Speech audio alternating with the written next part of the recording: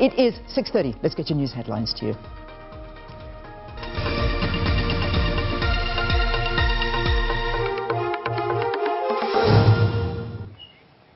Right, our top story this morning, Health Minister Zweli Mkhize says the recent relatively small increases in the number of coronavirus cases is due to the lockdown.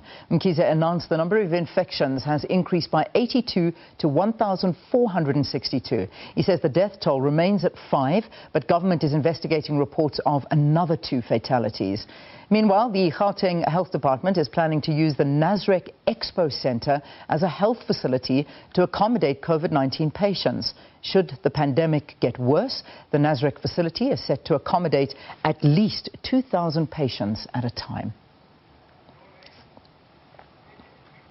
Government has announced the immediate relaxation of some lockdown regulations. Among these is the reopening of spaza shops, including informal food traders, as well as allowing close relatives of deceased persons to travel between provinces to attend funerals. Night vigils are still not permitted. No more than 50 people are allowed to attend a funeral. And more than 1 million cases of coronavirus have been registered globally. The university says more than 53,000 people have died and more than 212,000 have recovered. The US accounts for the most cases in the world, while Italy has the highest death toll.